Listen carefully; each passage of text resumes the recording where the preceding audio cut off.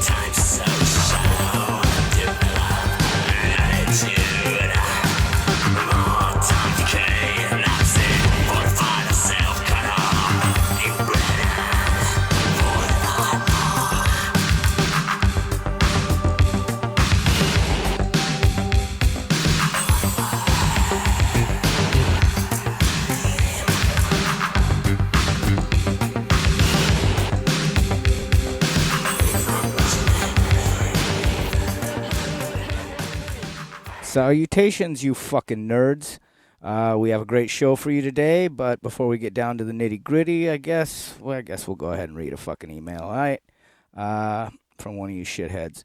This one comes to OAS from Jordan, who lives in Biloxi, Mississippi, and Jordan writes, let's see what he says. Okay, I come from a very religious family, and when it became known that I liked heavy metal, my family pretty much left me behind. And I was given an ultimatum: my metal or my family.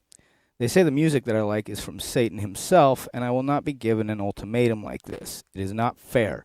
How do I get them to realize not all metal is satanic in nature? Any advice would be greatly appreciated. Thanks, Jordan. All right, Jordan. So, my folks went through the same thing in my day. I remember my dad taking my Ozzy Osbourne Ultimate Sin album and throwing it in the incinerator. But if you're a good person, you're not a dickhead, you're not destroying property, you're not doing drugs, you're not drinking. You'll see in my case, I was a little different. I was a full-blown drug addict. But, it definitely gave my folks pause. But, with all the right-wing hysteria and all that, satanic panic, and it's, it is what it is, man. But, just do your thing, and you seem like a good kid, so, who has a great, taste in music as well. But just do your thing, man, and don't go down a weird path like I did. And I think you'll be okay, and I'm sure your family will come around, just give it some time. My family eventually did. And everything worked out for the best. So just don't force it on them and do you, all right? So thank you, Jordan, for that email. And if anybody wants to, send me an email by all means at cryovato@gmail.com, and a reply is guaranteed. All right, brass tacks, as I would say. It's showtime. And I have been trying to do this show for some time.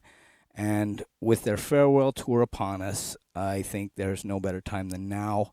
So, ladies and gentlemen, I give you my favorite band, Skinny Puppy. So this show is going to be all about Skinny Puppy and nothing but Skinny Puppy. So, without further ado, this is their very, very first recorded track from the early series, The Back and Forth. This is K9, and you are listening to Open Air Sonar. Don't go away. On the fucking monitor! On the fucking monitor! Fucking monitors!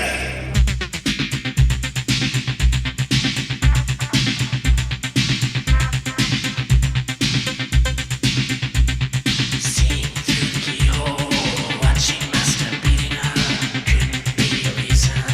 Faced with death, I take you, going to be a canine. Cause it's you, honest, that's your race religion. Which you think I have thought.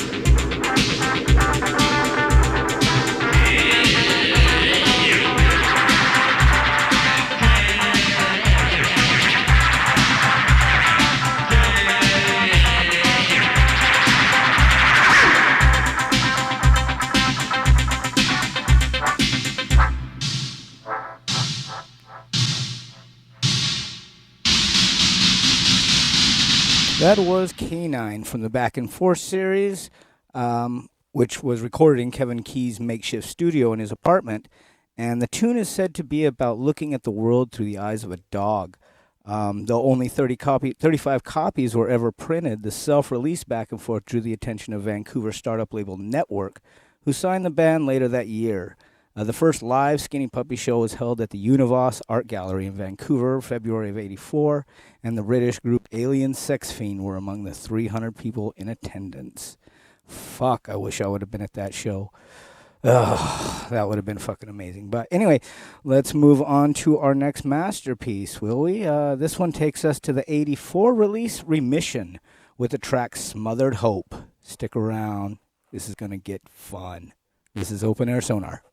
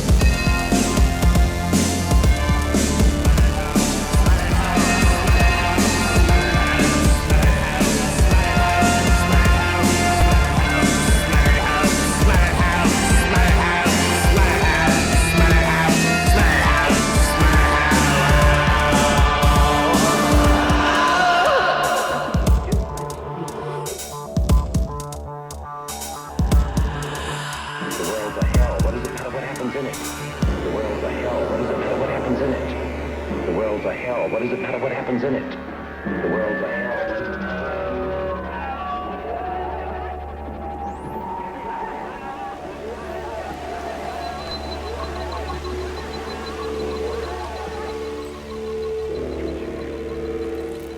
The electric chair.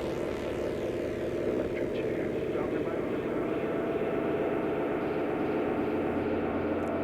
That was Smothered Hope from the 84 release, Remission. God, I fucking love everything about that album, but I'm sure they were brapping their asses off, and we'll get to brapping later on in the show. But, you know, having scored a record deal with Network, with the interest, you know, sounding and the back and forth EP growing, Skinny Puppy was invited to Vancouver's Mushroom Studios to work on this new material. And it was here that the group recorded Bill Lieb from Frontline Assembly to perform bass, synth, and backing vocals. So, and like Ogre and Key before him, oh, excuse me, oh my God, too much weed. But he created a stage name, Wilhelm Schroeder. The real name is Wilhelm, said Lieb. Schroeder, we picked out the guy playing in the piano in the Charlie Brown cartoon. But Skinny Puppy released this in December of 84, and you know, it marked the first time that Skinny Puppy would collaborate with artist Steve Gilmore, who created the album artwork, and the EP was initially only released in vinyl. I have one, but was later given a cassette release in 86. According to Network VP and A&R Marketing Martins, Remission grabbed everybody by the you-know-whats, and for the Network Records, brought with it an association of industrial dance music.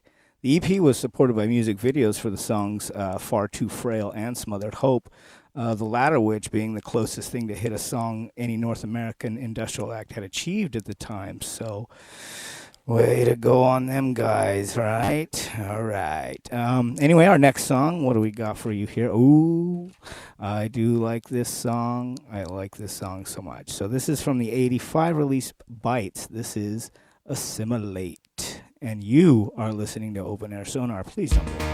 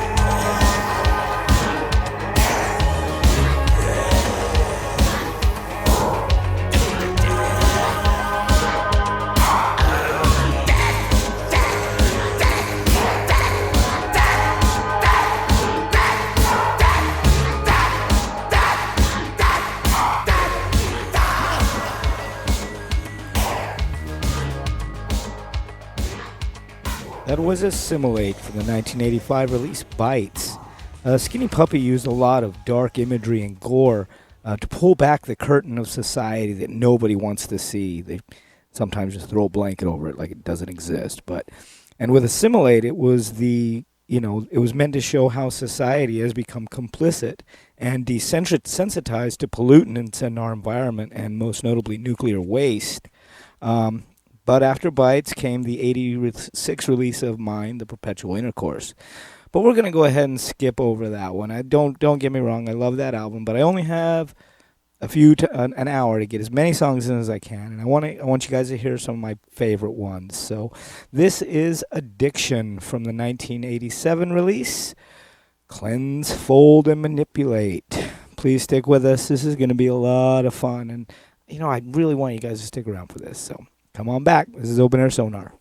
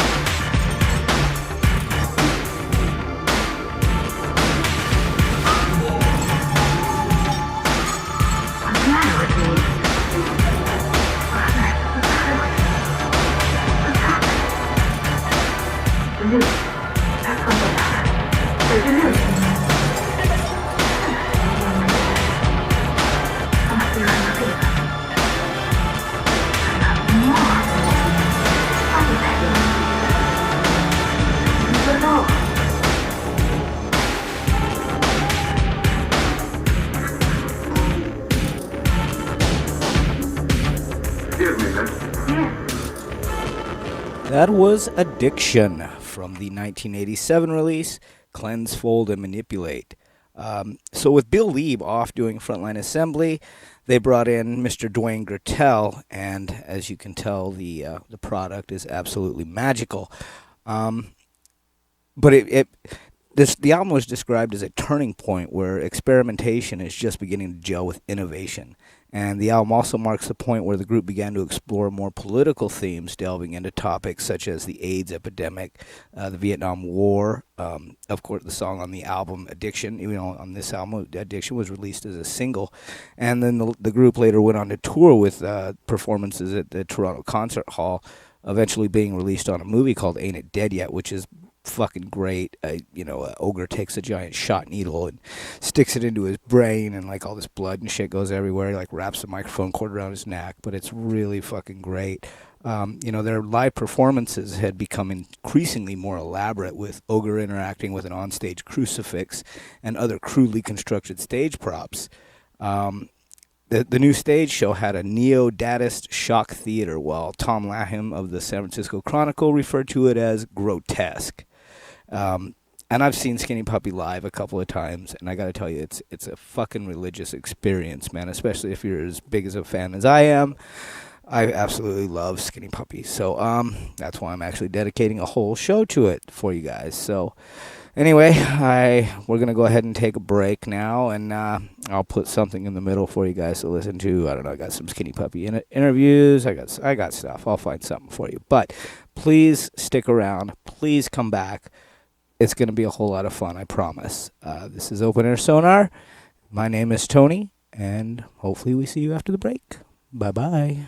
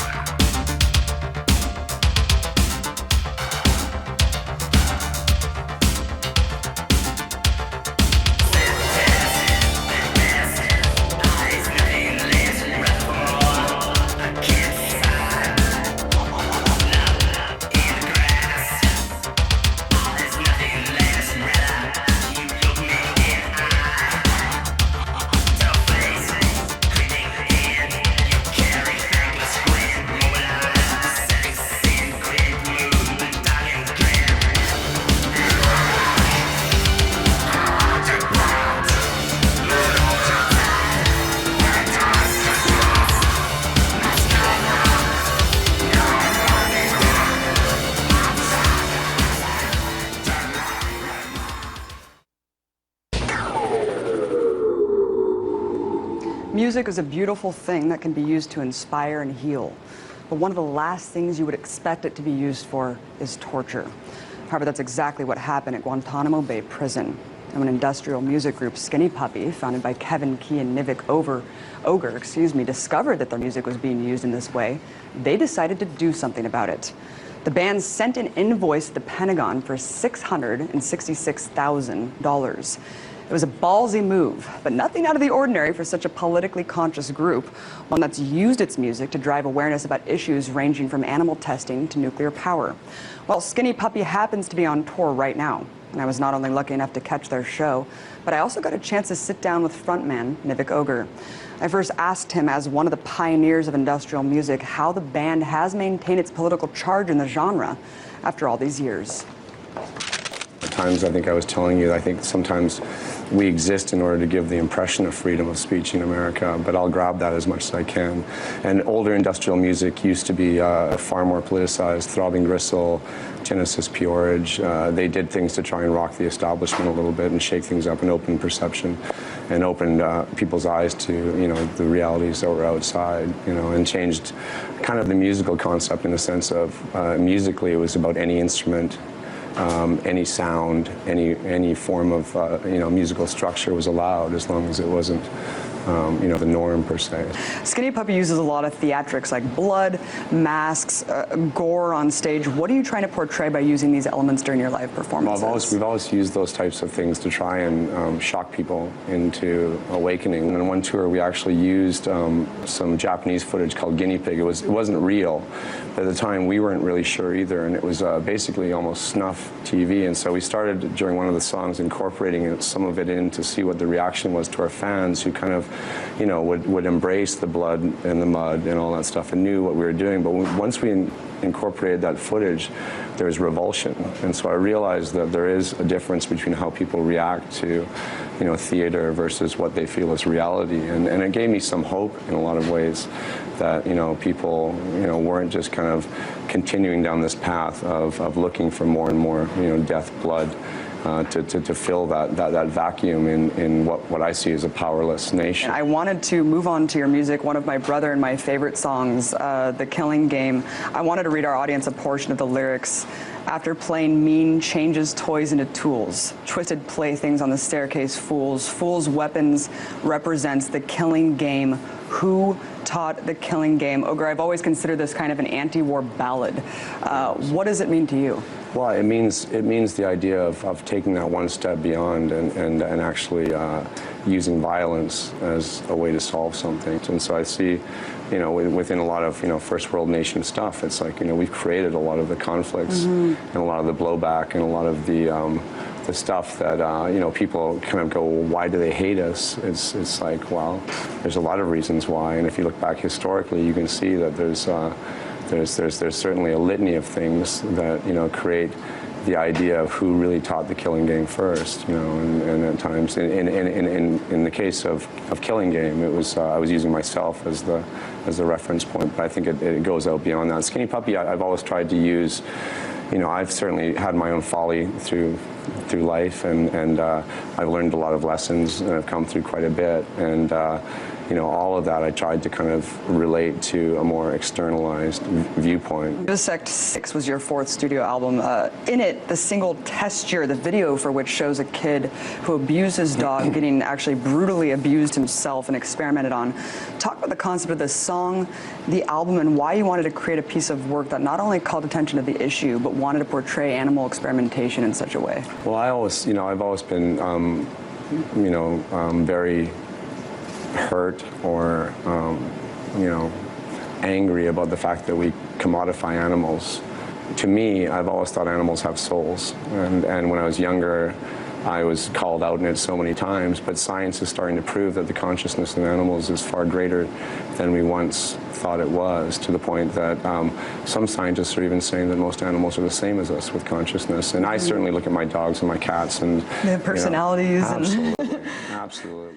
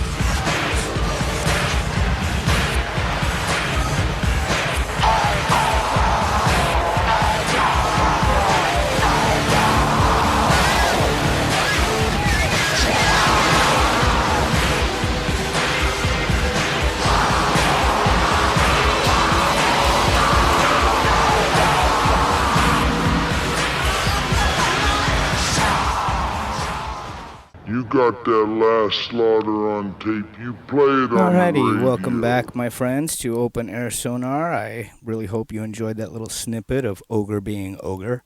I absolutely love that man, and dude, he's just a rad fucking guy all the way around. But Skinny Puppy, they tend to have this knack of just terrifying people, but in reality, they're a bunch of the nicest guys in the whole fucking world.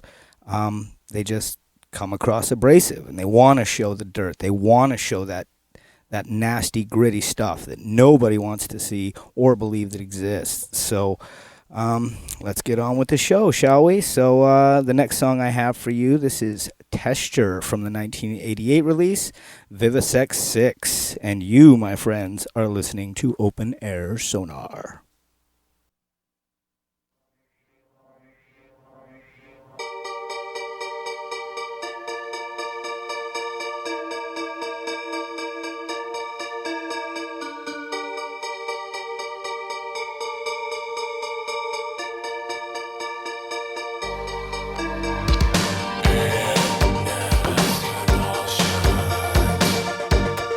Crouches in the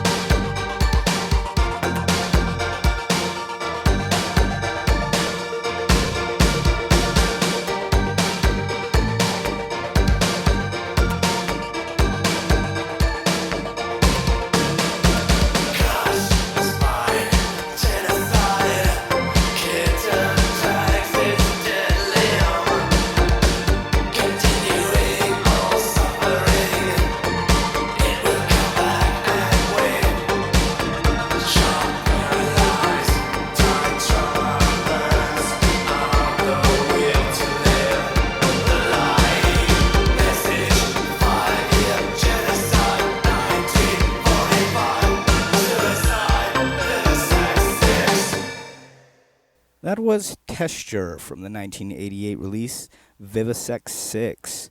The name of the song is actually a play on the word test and torture.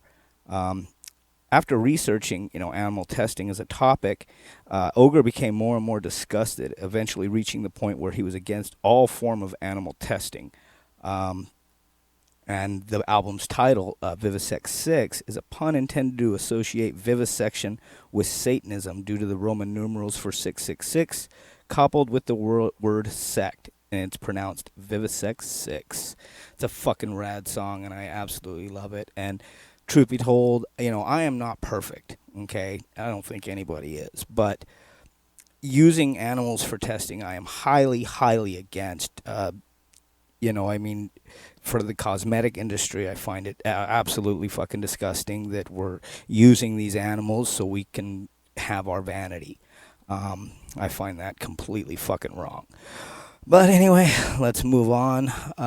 This takes us to the 1989 release, Rabies. This is Tin Omen, and you are listening to Open Air Sonar, my friends. Come on back.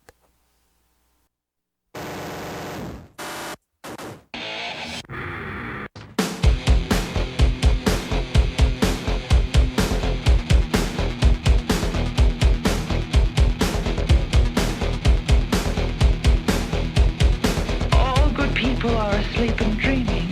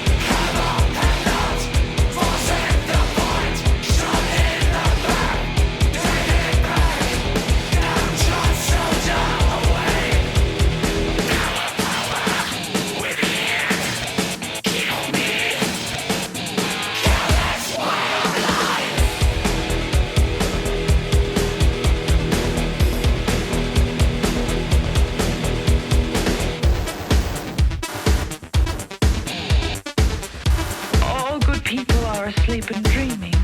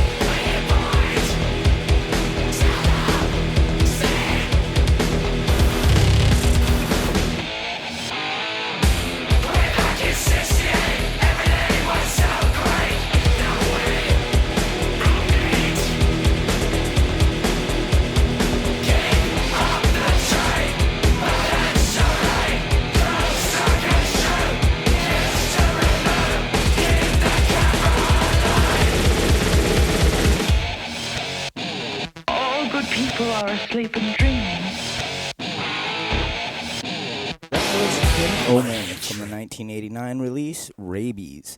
The song name is a reference to the 1989 Tiananmen Square protests and massacre, and the song also refers to the My Lai massacre of '68 and the Kent State shootings of 1970.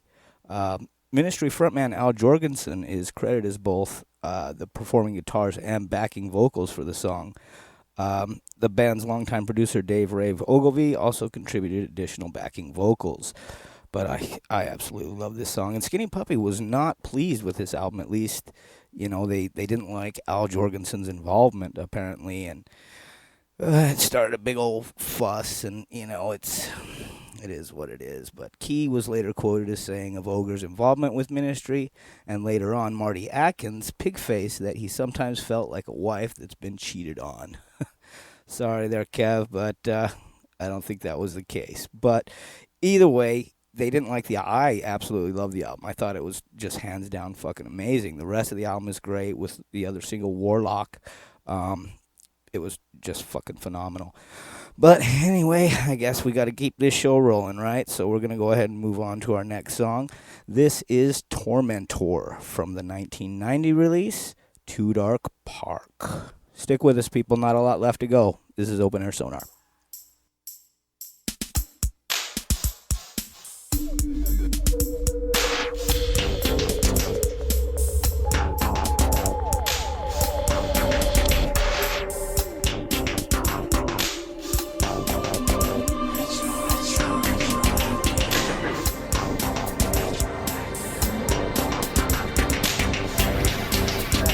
Springs, absolute necessity. Restraints.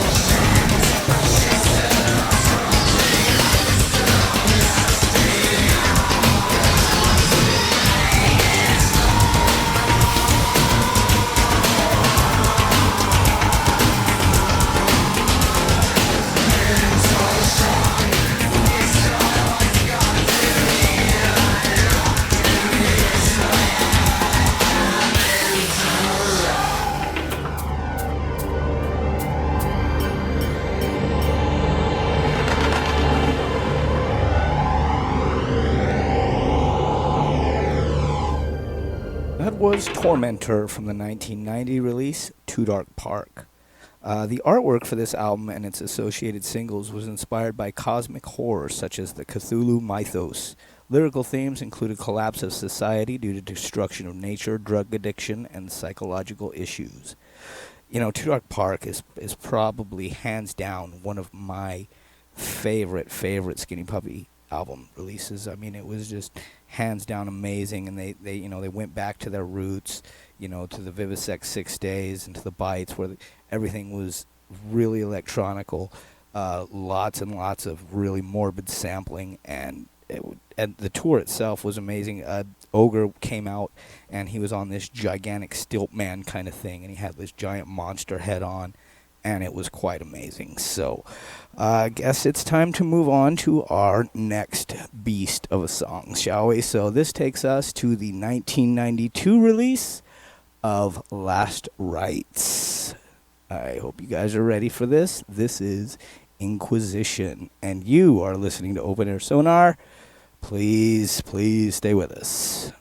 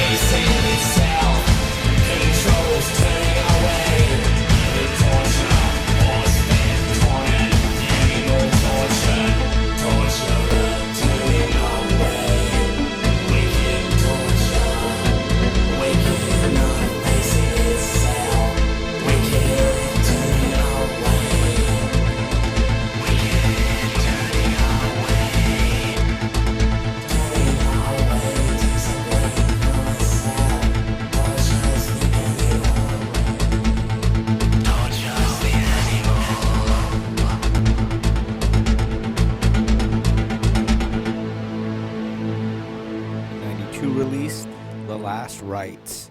So Last Rites saw the band experimenting with two opposite extremes, Cacophanous heavy music and gloomy melodies resulting in moments of industrial weight as well as moments of uncharacteristic softness, along with containing some of the band's most impenetrable walls of sound and an 11-minute track composed almost entirely of manipulated and distorted samples.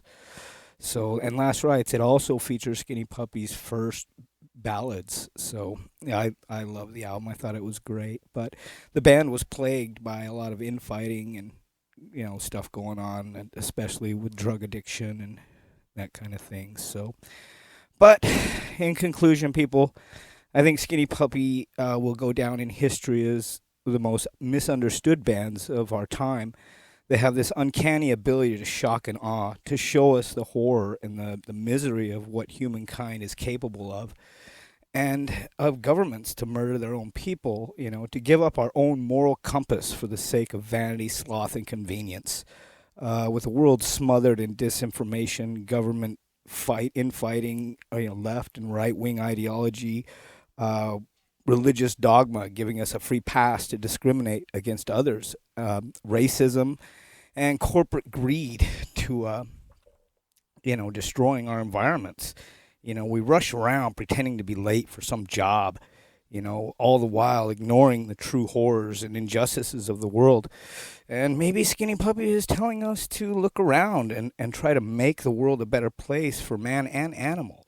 We can all share in this world together if it wasn't for the assholes who like to buy fucking mansions and fucking, dude, it fucking drives me nuts. But anyway, so I'm going to go ahead and leave you now with a song. And a shout out to the late great Dwayne Grattel, who passed away in the 1995 during the making of The Process.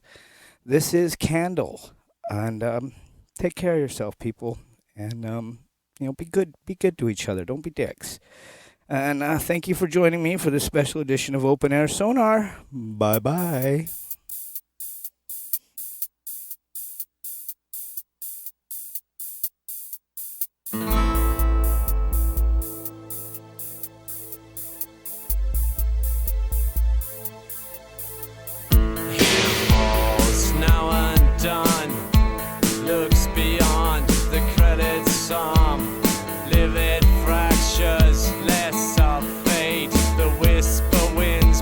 Seeds of hate disturb society.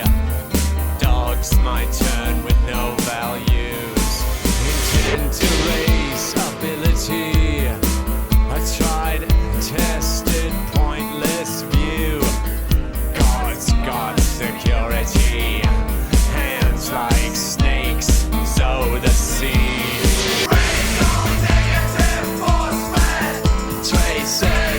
Poisons all impure. Profane the haunted heaven. Cheering left into the pit of calamity. A mean condition, no wealth ends. Provisions for a time unknown. Polemic gestures are planned and hatched in seasons of dissolute pain. A cried, afflicted and infected.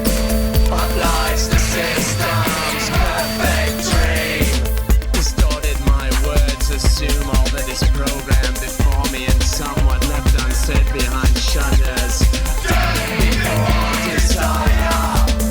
Dusted crap, interested palms. Stealing life that you are not visited. Warp torpedo, night crawls through.